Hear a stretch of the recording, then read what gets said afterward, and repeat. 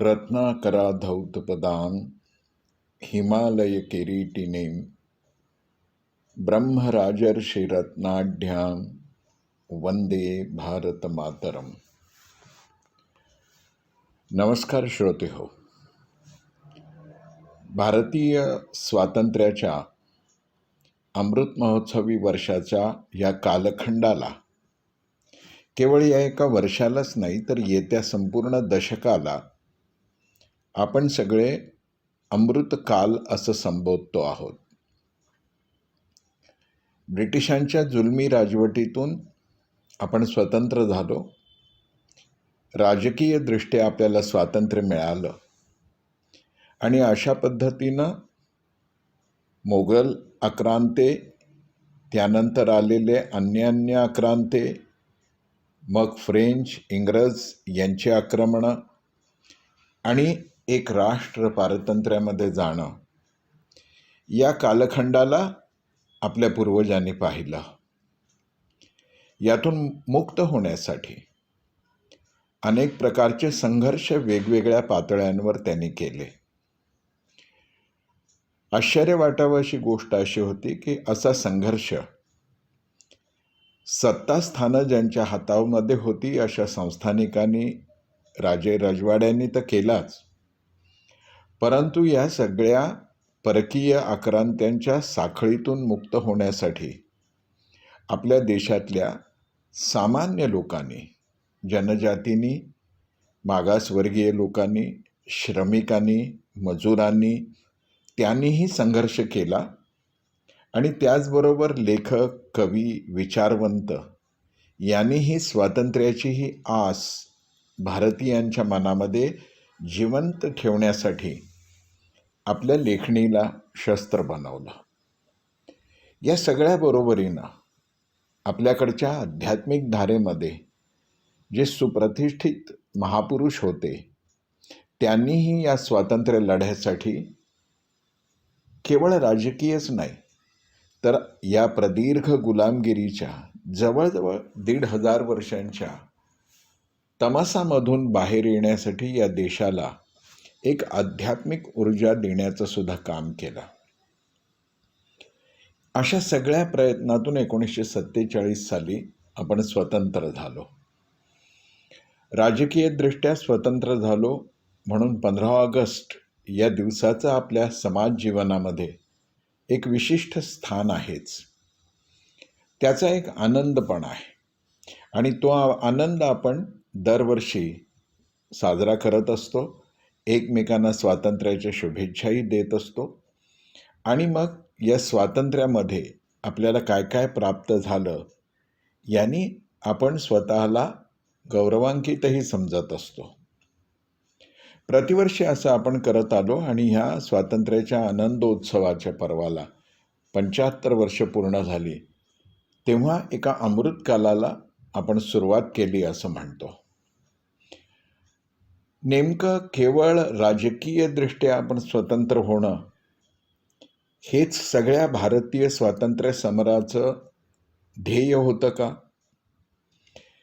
केवळ एक सत्ताधारी निघून दुसरे सत्ताधारी तिथे आणणं, येणं किंवा यावेत यासाठी धडपड करणं एवढ्यासाठीच हा सगळा खटाटोप होता का? म्हणजे 1857च्या स्वातंत्र्य समराच्या आधी जवळजवळ 100 वर्ष प्लासीच्या लढाईनंतर लगेचच संघटित व असंघटितरित्या अनेकांनी जे संघर्ष केले, वैचारिक पातळीवरती किंवा सशस्त्र संघर्ष, हे सगळे संघर्ष केवळ गोरे जावेत आणि एतद्देशीय सत्ताधारी यावेत एवढ्यासाठीच होता का? केवळ आम्हाला सर्वांना आमची शैक्षणिक पात्रता, जात, धर्म, संप्रदाय, पंथ, विश्वास, अस्तिकता, नास्तिकता या कुठल्याही निकषाच्या कसोटीवर न कसता आम्हाला मतदानाचा हक्क मिळाला पाहिजे यासाठी हा स्वातंत्र्याचा लढा होता का? याचा जेव्हा आपण विचार करायला लागतो आणि अमृतकालामध्ये तो यासाठी करणं आवश्यक आहे की कोणत्याही देशामध्ये एखादी घटना घडते, अशा पद्धतीचं एखादं आंदोलन घडतं, तेव्हा त्याच्या पाठीमागे एक ईश्वरी संकेत सुद्धा असतो. गुलामगिरीचा काळ संपला आणि भारत भारत म्हणून स्वतंत्र झाला. याच्या पाठीमागे नियतीचा काही हेतू असेल की नाही? आणि त्याही पलीकडे जाऊन आपल्याला एका प्रश्नाचा विचार करायला पाहिजे की भारत ही देवभूमी, हे आर्यावर्त मुळात जगाच्या पाठीवर अस्तित्वात आहे, याच्याही पाठीमागे काही हेतू आहे की नाही? असं म्हटलं जातं की माणसाच्या शरीरामध्ये निर्माण होणारी पेशी, मग तिचं आयुष्य कितीही छोटं वा मोठं असो, तिचा अभ्यास करणाऱ्या शरीरशास्त्रज्ञांना असं लक्षात आलं की या पेशींचं चलनवलन जे होतं ना, ते चलनवलन क्षणासाठी वा दीर्घकाळासाठी पण निर्हेतुक होत नाही. त्याच्या पाठीमागे काही ना काहीतरी हेतू असतोच. तुमच्या माझ्या शरीरामधल्या अशा अत्यंत छोट्या पेशींना जर एक जीवन ध्येय असेल, त्यांचे जीवन कालापुरतं, तर अशा पेशींपासून तयार होणाऱ्या मानवी देहाला सुद्धा काहीतरी ध्येय असेल की नाही? ते ध्येय मानवी देहाला जसं आहे, तसा हा मानव ज्या भूभागावरती राहतो आहे, त्या भूभागाचा सुद्धा अस्तित्वाच्या मागे काही हेतू असेल की नाही? आणि मग या अमृतकालामध्ये जेव्हा आपण त्या हेतूचा विचार करायला लागतो, तेव्हा आपल्या असं लक्षात येतं की ही भूमी म्हणजे केवळ एक मातीचा तुकडा नाही आहे. स्वर्गीय प्रधानमंत्री अटल बिहारी वाजपेयी जसं म्हणतात की ये देश मिट्टी का टुकड़ा नहीं, जीता जागता राष्ट्रपुरुष आहे. तेव्हा या राष्ट्रपुरुषाच्या चेतना कशासाठी सक्रिय आहेत, याचा पण या अमृतकालामध्ये आपण जेव्हा विचार करायला लागतो, तेव्हा आपल्याला काही दिव्य गोष्टींची जाणीव व्हायला लागते. एक तर ईश्वरी ऊर्जेला, विश्वचेतनेला वारंवार प्रकट व्हावं असं अनुकूल भूस्थान कुठलं जाणवलं असेल, दिसलं असेल, तर तो आपला देश आहे. काश्मीरपासून कन्याकुमारीपर्यंत दोन्ही बाहू पसरलेला, पूर्वीचा अखंड आणि आज थोडा खंडित झालेला. पण ही भूमी, जिला आपण आर्यावर्त म्हणतो, देवभूमी म्हणतो, ती अस्तित्वात आली, याचं कारणच काय होतं? तर याचं कारण होतं की सामान्य पद्धतीनं जन्माला येणाऱ्या प्रत्येक जीवाला एका उन्नत, प्रगत अशा मानवी संस्कृतीच्या टप्प्यावरती घेऊन जायचं आहे की जिथे सगळे ईर्ष्या, द्वेष, लोभ, संघर्ष या सगळ्यांचं विसर्जन होऊन एक देवसम, तृप्त, समाधानी, विकसित, प्रगत आणि संतुलित असं एक मानवी जीवन निर्माण करण्याची प्रयोगशाळा म्हणून विश्वचेतनेने आपल्या देशाची, या मातृभूमीची, या भूभागाची निवड केली. आणि मग त्यासाठीच वारंवार इथे ते ईशतत्व प्रकट होत राहिलं. महायोगी श्री अरविंद जसं म्हणतात की या संपूर्ण नवप्रकृतीला सनातन ईश्वरीय प्रकृतीपर्यंत उन्नत करण्यासाठी दिव्य आत्मे या धरेवरती येत असतात. आणि या धरेवरचं मानवी जीवन, आणि नुसतं मानवी जीवन नाही, तर संपूर्ण पर्यावरणसुद्धा उन्नत आणि संपन्न करण्याचा प्रयत्न करत असतात. एक दैवी प्रेरणा ते आपल्याला देत असतात.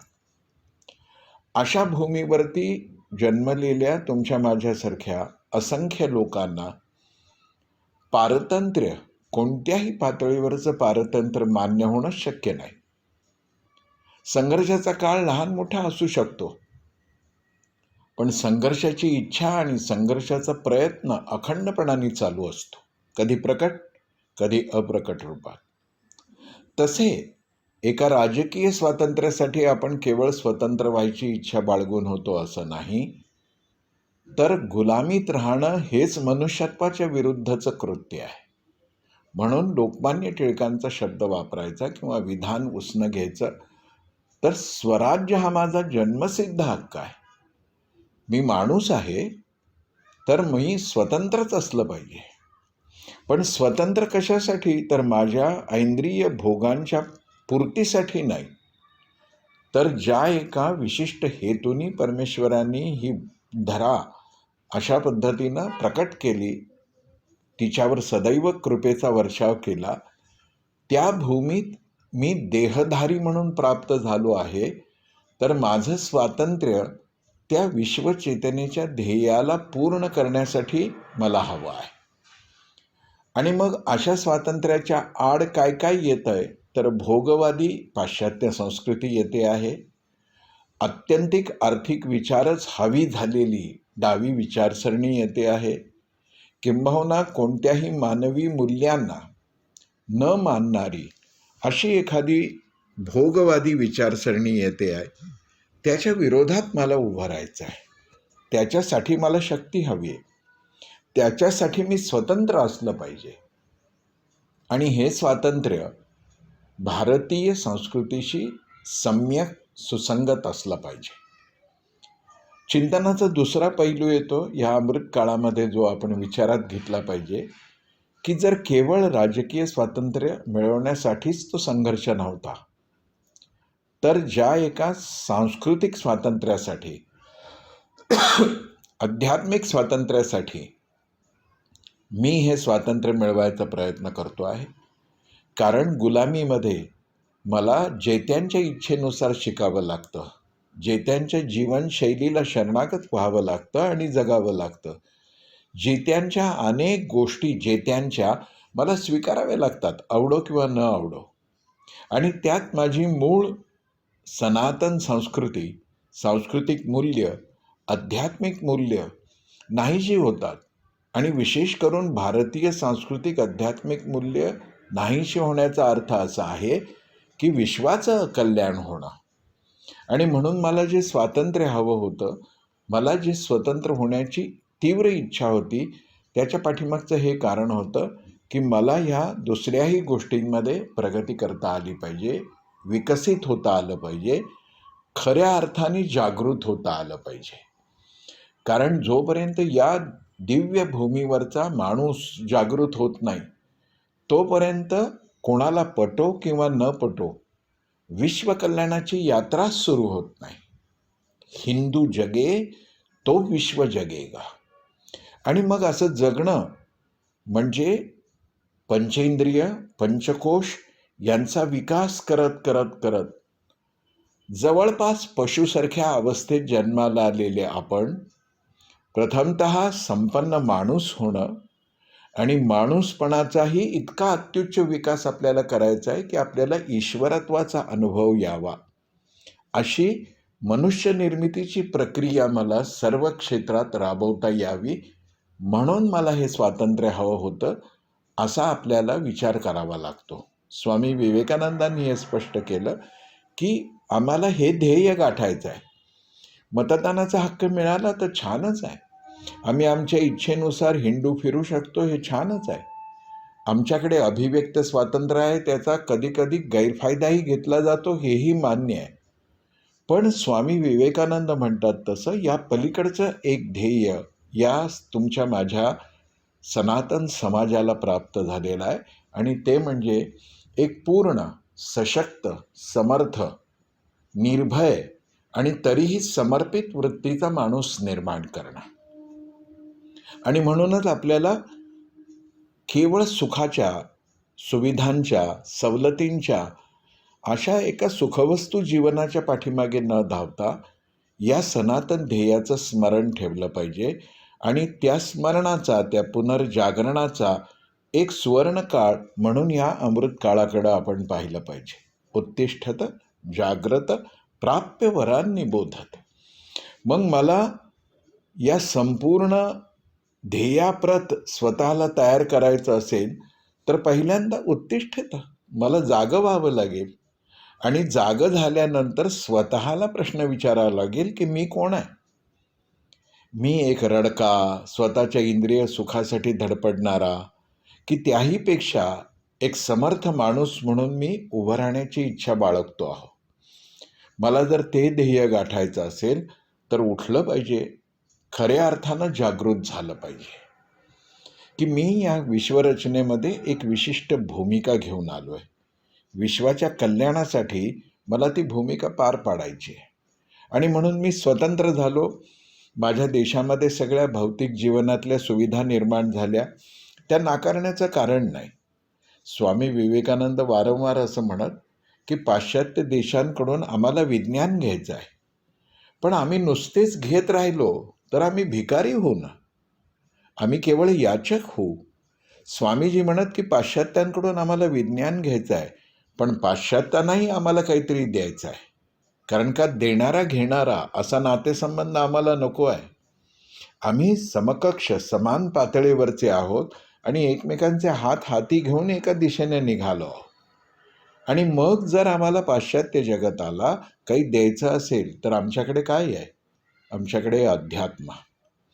भारतीय अध्यात्म भारतीयांनी पाश्चात्यांना द्यावं, पाश्चात्यांचं विज्ञान भारतीयांनी स्वीकारावं, आणि मग विज्ञान आणि अध्यात्म यांच्या सोबतीनं हा संपूर्ण मानवी समाज आम्हाला उन्नत करता आला पाहिजे. त्यामुळं अमृतकालामध्ये जसं स्वातंत्र्याचा आपण आनंद साजरा करतो आहोत, तसं हे स्वतंत्र मला प्राप्त झालंय का, मला त्याची जाणीव आहे का, याच्याविषयी सुद्धा विचार केला पाहिजे. मग अशा पद्धतीच्या स्वतंत्राचा आपल्याला मागोवा घ्यायचा असेल तर मला यथोचित शिक्षण असावं लागतं. अनौपचारिक दोन्ही पातळीचं शिक्षण.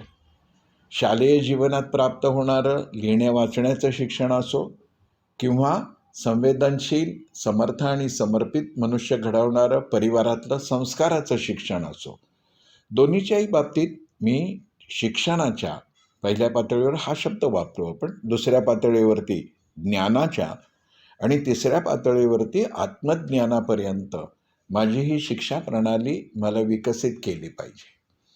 हे तेव्हाच घडू शकतं जेव्हा इथे लोकभावनेचा आदर करणारी व्यवस्था दृढमूल असते. आपण त्याला गणतंत्र म्हणतो. आणि आपल्या सगळ्यांच्या भाग्याने आपल्या प्रजासत्ताकाचा, गणतंत्राचा सुद्धा हा एका अर्थाने अमृतकाल आहे. 1950 साली महामानव डॉक्टर बाबासाहेब आंबेडकरांच्या सारख्या एका प्रज्ञाचक्षूच्या नेतृत्वाखाली गठीत झालेल्या घटना समितीनं आणि त्या समितीतल्या सगळ्या एकूण पोषक विचारातून एक गणतंत्र आम्हाला उभं करायचं होतं. 1950 साली ती प्रक्रिया आपण राबवायला सुरुवात केली. एका अर्थाने या गणतंत्राचा हाही अमृतकालच आहे. म्हणजे आमच्या स्वातंत्र्याचा अमृतकाल आहे, गणतंत्राचा, प्रजासत्ताकाचा हा अमृतकाल आहे. आणि ह्या दोन अमृतकालांच्या पुण्य मुहूर्तावरती आम्हाला आणखीन एका गोष्टीचा लाभ नियतीने घडवून दिला आहे. श्रोते बंधू भगिनींनो, 500 वर्षाहून अधिक काळ आम्ही ज्या एका मूल्याच्या स्थापनेसाठी, ज्या एका गोष्टीसाठी राष्ट्र म्हणून, समाज म्हणून संघर्ष केला, ते आमचं राष्ट्रीय ध्येय आज पूर्ण होतंय, तेही याच वर्षामध्ये. अयोध्येमध्ये श्रीराम जन्मभूमीचा संघर्ष हा 2-4 वर्षाचा नव्हता. केवळ राजकीय किंवा एखाद्या विधर्मीयाच्या द्वेषातून चाललेला नव्हता. 500 वर्षाहून अधिक काळ, किती जणांचा त्याग, किती जणांनी त्यासाठी कष्ट भोगले, आणि हे सगळं झाल्यानंतर आज तो अमृतकालामधला सुवर्ण क्षण आलाय की त्या भूमीवरती श्री रामलल्लांची पुन्हा स्थापना होते. एक भव्य मंदिर निर्माण होत आहे तिथे. आणि आपण अनुभवतो आहोत की केवळ भारतातच नाही तर संपूर्ण जगभर जिथे जिथे सनातन परंपरा, सनातन धर्म, सनातन आस्था याच्याविषयी काही ना काही उत्सुकता, जिज्ञासा असणाऱ्या विधर्मी लोकांपासून सनातन धर्मावलंबी लोकांपर्यंत एक चेतनेचं वातावरण निर्माण झालेलं आहे. श्रीरामांच्या मंदिराची ही सगळी उभारणी आणि रामलल्लांची प्राणप्रतिष्ठा हा केवळ धार्मिक कार्यक्रम नाही, हा केवळ कुठल्या राजकीय पक्षाचा कार्यक्रम नाही. कारण का श्रीरामचंद्रांना ज्या शब्दांमध्ये वर्णित केलं जातं त्याचंही चिंतन या अमृतकालात आपल्याला केलं पाहिजे. आपण म्हणतो रामो विग्रहवान धर्महा. रामो विग्रहवान धर्म म्हणजे राम साक्षात धर्मरूप आहे, ते धर्मस्वरूप आहे. किंवा वेगळ्या पद्धतीने म्हणायचं तर धर्माने जर देह धारण केला तर तो कसा दिसेल, तर रामांसारखाच दिसेल. रामांच्या माध्यमातून तो त्यांनी देह धारण केला, धर्म साक्षात प्रकट झाला. इथे स्वामी विवेकानंदांच्या एका गोष्टीची आपल्याला आठवण येते. ती गोष्ट आहे, स्वामीजी असं म्हणत असत की भारत राष्ट्र हे जे अस्तित्वात आलेलं आहे, या भारत राष्ट्राचा प्राण आहे धर्म. स्वामी विवेकानंदांचं हे विख्यात वचन आहे की या राष्ट्राचा प्राण काय आहे, तर धर्म आहे. आणि मग धर्माचं स्वरूप जर श्रीरामचंद्र असतील तर श्रीरामचंद्र सुद्धा राष्ट्राचे प्राणच आहेत. असा राष्ट्राचा प्राण पुनर्स्थापित होणं, पुनर्जागृत होणं, त्यासाठी 500 वर्ष आपण संघर्ष केला आणि या संघर्षामध्ये आज आपल्याला यशही मिळालेलं आहे. श्रीरामाचं हे जन्मस्थान जे आहे त्याच्यामध्ये मंदिर निर्माण होणं, याच्या पाठीमागे आणखीन एक ईश्वरी संकेत आहे. अतिशय गहन गूढ सूक्ष्म रूपामध्ये आमच्या मनात हा विचार येतो की केवळ अयोध्येच्या जन्मभूमीवरती रामलल्लांची प्राणप्रतिष्ठा होते आहे अशातला भाग नाही, तर आम्ही आमच्या जीवनामधल्या हृदयामधल्या मंदिरातली जी आमची सनातन जीवनमूल्य मधल्या काळात विसरून गेलो होतो, काही तर फार विसरून गेले होते, काही जणांचं स्मरण फार क्षीण होतं, त्या आपल्या हृदय मंदिरात सुद्धा आज श्रीरामांची पुन्हा प्राणप्रतिष्ठा होते आहे. असे राम जेव्हा आमच्या हृदयामध्ये येऊन बसतील तेव्हा आम्हाला ती पुन्हा सनातन चेतना जागृत झाल्याचा अनुभव येईल. ती सनातन चेतना आम्ही जागृत करून विश्वकल्याणासाठी ती वापरू शकतो. आणि म्हणून या अमृतकालामध्ये हे सगळं अद्भुत जे घडतं आहे, स्वातंत्र्याचा अमृतकाल, गणतंत्राचा अमृतकाल, राम जन्मभूमीच्या मुक्तीतून तिथे रामलल्लांची प्राणप्रतिष्ठा होण्याचा हा सुवर्ण काळ, या सगळ्यामध्ये आपल्याला आनंद तर आहेच, पण आपल्याला दायित्वांचंही स्मरण राहिलं पाहिजे. ते दायित्व काय आहे, तर स्वातंत्र्य हे सुद्धा आम्ही फ्रेंच राज्यक्रांतीतून घेतलेलं मूल्य नाही आहे. इथे स्वभावतः स्वातंत्र्याचा सन्मान सदैव होत आला आहे. इथे पारतंत्र्य इतकं पाप कुठलं मानलं गेलं नाही, कारण का पारतंत्र्यामध्ये दुर्बलता निर्माण होते, काही वाचिक मानसिक दुर्बलता. आणि स्वामी विवेकानंद म्हणत तर दुर्बलता हाच मृत्यू आहे, या मृत्यूमधून आम्हाला बाहेर यायचं आहे, म्हणजे या मृत्यूच्या भयातून आम्हाला बाहेर यायचं आहे आणि आम्हाला अमरत्व प्राप्त करायचं आहे, कारण का आम्ही अमृतस्य पुत्र आहोत. आता आम्हाला या स्वातंत्र्याचा सोहळा साजरा करताना जणू काही 1947 पूर्वी हा देशच नव्हता, हे राष्ट्रच नव्हतं, या भ्रमातून स्वतःला बाहेर काढलं पाहिजे. आणि इथे मानवी संस्कृतीच्या प्रगतीचा पहिला दीप जेव्हा प्रज्वलित झाला तेव्हापासून स्वातंत्र्य याच मूल्याला प्राधान्य दिलं गेलेलं आहे. गणतंत्र आपल्या जीवनात कधी नव्हतं. स्वातंत्र्याचे पैलू आम्हाला कृष्ण जीवनात दिसतात, श्रीरामांच्या जीवनात दिसतात, अनेक महापुरुषांच्या जीवनामध्ये दिसतात. तसंच गणतंत्राची मूल्ये सुद्धा दिसतात. भर दरबारामध्ये आपल्या मुलाला घेऊन आलेल्या शकुंतलेला, कोण मुलगा तू माझा म्हणून सांगतेस, हे असत्य आहे.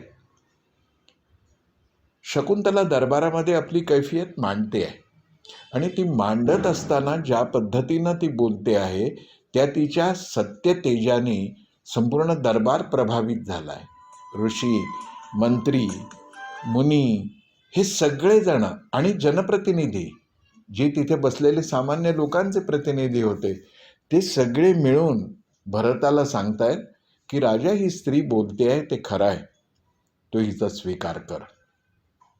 आणि मग भरताने तिचा स्वीकार केला. पत्नी म्हणून दुष्यंताने तिचा स्वीकार केला.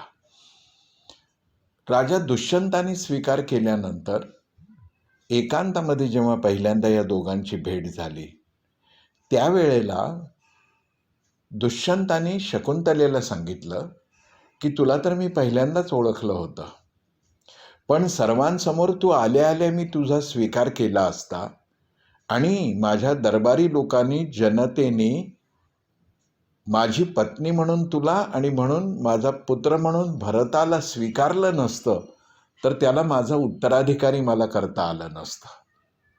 हे स्वातंत्र्य पण आहे, हे गणतंत्र पण आहे. एका पर्टाचं एक वाक्य ऐकून श्रीरामांनी सीतामाईंना परत वनवासात पाठवलं इतकंच खरं नाही आहे.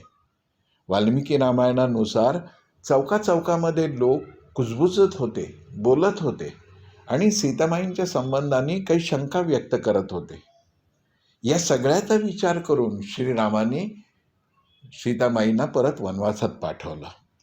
स्वातंत्र्य असो व गणतंत्र असो, आमच्या संस्कृतीला जोडून येणारी मूल्य आहे आणि ह्या सर्व मूल्यांचं मूर्तिमंत रूप श्रीराम आहेत.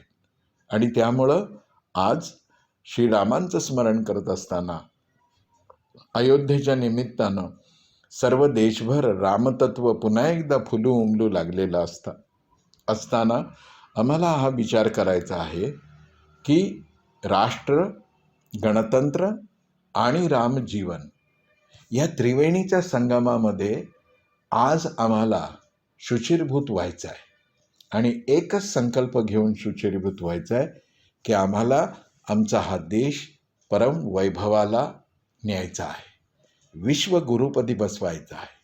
सत्तेच्या अभिलाषापोटी नाही, विश्वाचं शोषण करण्यासाठी नाही, तर आम्हाला संपूर्ण विश्वाचं कल्याण करायचं असल्यामुळं आम्ही त्या दृष्टीनं या संपूर्ण अमृतकालाचा विचार करून आमच्या जीवनाला यथार्थ बनवू, समर्थ बनवू, समर्पणशील बनवू आणि आमच्या स्वतःच्या जागृती आणि उन्नतीबरोबर विश्वकल्याणही साधू. कारण का आमचा स्वभाव, आपला स्वभाव वसुधैव कुटुंबकम यावर विश्वास ठेवणार आहे. विश्वाच्या कल्याणासाठी चला स्वातंत्र्य, गणतंत्र आणि रामतंत्र याचा अंगीकार करण्याचा संकल्प आपण करूयात. वंदे मातरम.